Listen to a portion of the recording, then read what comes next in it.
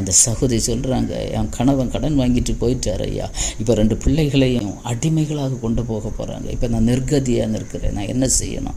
ஆனால் அவளுக்குள்ளே இருந்த எண்ணெயை பற்றி அவள் கொஞ்சம் கூட அதை யோசிக்கலை. அவளுக்குள்ளே இருந்த ஒரு அபிஷேகம். ஆமீன்.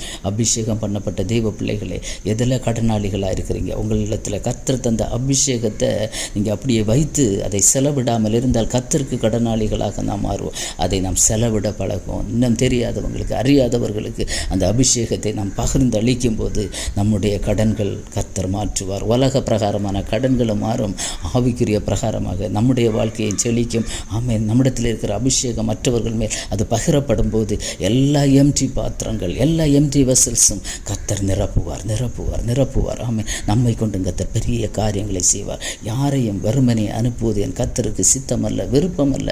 அவர் பரிதபிக்கிறது போல கர்த்தருடைய பிள்ளைகளாகி நாம் ஒவ்வொருவரும் எந்த வெசல் வறுமையாக இருக்கிறதோ அதை பார்த்து நாம் பரிதபிக்கிறவர்களாக காணப்பட வேண்டும். இந்த காலை வேளையில் நாம் பரிதபிக்கணும். ஆண்டவரே, பசியோடு இருக்கிறாங்க, தாகத்தோடு இருக்கிறாங்க, இந்த ஆத்மாவை திருப்தியாக்குங்க அப்பா, உடைய வார்த்தையினால் திருப்தியாக்குங்க தகப்பனே, உடைய அபிஷேகத்தினால் திருப்தியாக்குவீராக என்று நாமும் இயேசுவை போல பரிதபித்து நம்மிடத்தில் இருக்கிறதை நாம் செலவிட்டு நம்மிடத்தில் இருக்கிறதை நாம் மற்றவர்களுக்கு பகிர்ந்து அளிப்போம் என்றால் கர்த்தர் இந்த காலை வேளையிலே நம்மை திருப்தியாக்கி நடத்துவார். ஆமென். அல்லேலூயா.